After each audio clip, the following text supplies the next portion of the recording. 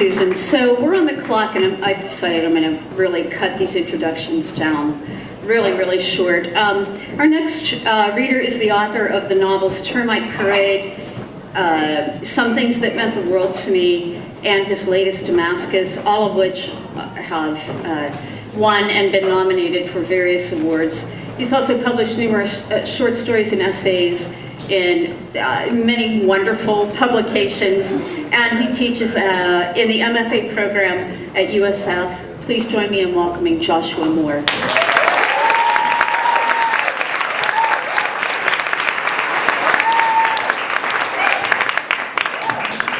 How great were Pam Houston and Susan Steinberg. Wow.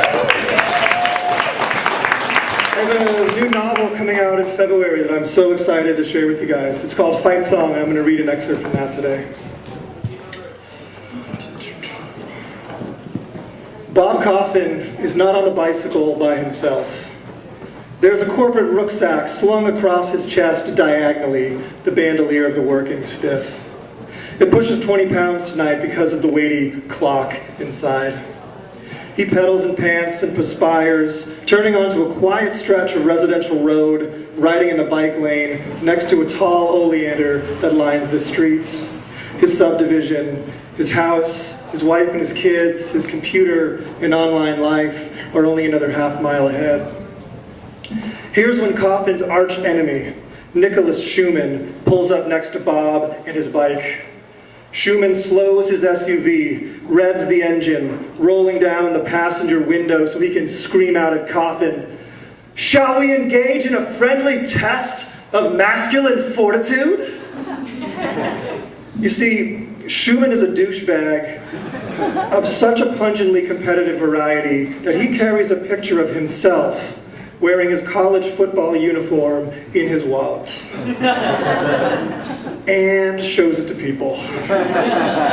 Coffin will be huddled with the other dads of the subdivision at one barbecue or another, and Schumann will whip out the photo and talk about how he single-handedly guided Purdue to an overtime win against the Fighting Irish of Notre Dame, and how nobody thought they had a chance, but as the quarterback he had to keep the team focused and poised and grinding, etc., etc.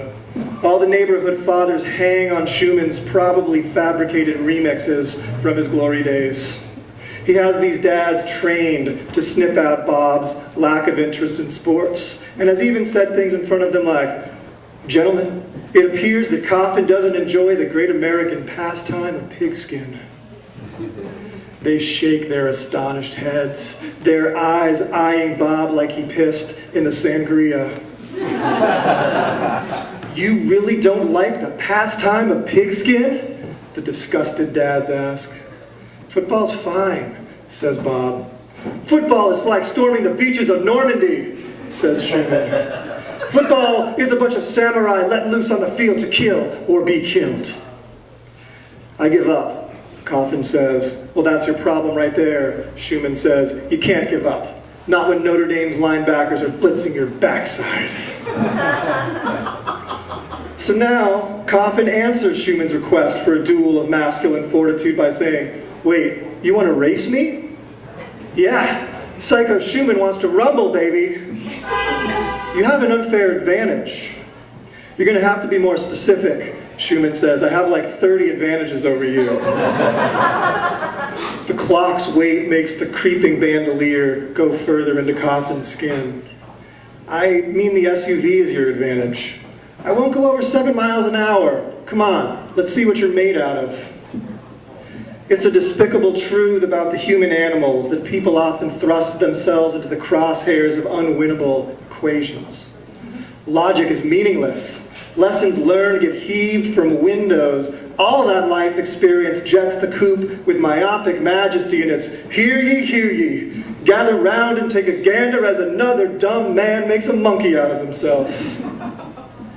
And Bob Coffin's particular monkeyness on this particular evening lies with the clock and the self-hate at being honored for wasting 10 years of his life on a job that does nothing productive or interesting.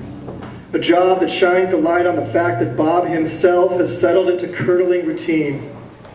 Rationally, he knows he can't beat Schumann, not piloting a bike while Schumann has a combustible engine. But Bob doesn't care. He can't care. There have been too many unwinnable contests in his life, and at this moment, Coffin is hell-bent on seeing how he does against the Notre Dame pass rush. How he stacks up as to what might be categorized as an insurmountable obstacle. Is he the kind of underdog that flouts expectations? Or is Bob Coffin as miraculously pitiful as the subdivision fathers say? So there Coffin is shirking the boring tradition of reason. There he is yelling to Schumann, "You're on, you rat bastard!" And thus, the contest is underway. So far, so good. Schumann stays at 7 miles an hour. Coffin pulls ahead. He is winning. He's a full SUV length ahead, and his lead is growing. All the sweating and panting and pain from the clawing bandolier jabbing into Coffin are worth it. Adversity is a stepping stone. It's in contests such as these that people disclose the true fight in their hearts. But next, Schumann has the vehicular gall to shatter the established ceiling of 7 miles per hour. He pulls up even to Bob. He flashes a Nicky All-America grin. Then he pulls ahead. He toots the goddamn horn, toying with Coffin, slowing down and saying, "Ladies and gentlemen, they're neck and neck going into the home stretch." "You're speeding up," says Bob. "Are you questioning my honor? What's the speedometer say?" "I fight fair and square," says Schumann, "until I don't." Here's when a certain self-celebrated college football hero reveals the existential interior of a rancorous cheater. Edging his SUV a bit into the bike lane, almost clipping Coffin, Bob swerves into the rough patch of dead grass alongside the road, only a few feet before he'd be rammed into that unruly oleander. "Watch it," Bob says. "Do you know what your problem is, Coffin? I'm being run into an oleander?" "No, you don't have any balls."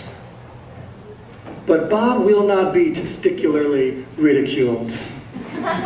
Hell no, he won't. Last week, last month, for the last 10 years, yes, ridicule away, mock Bob like it's nobody's business. But tonight, he is turning things around. Tonight, he hemorrhages pragmatism.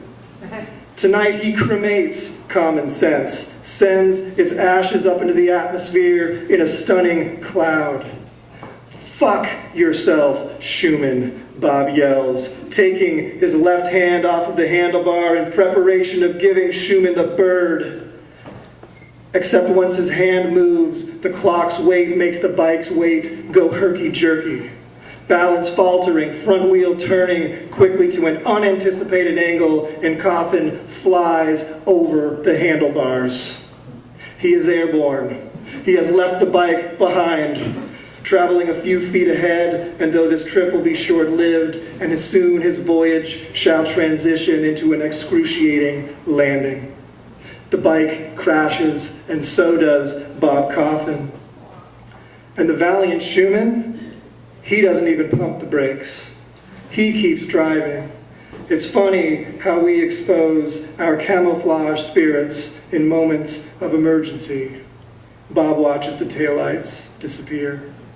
Thank you so much for your time.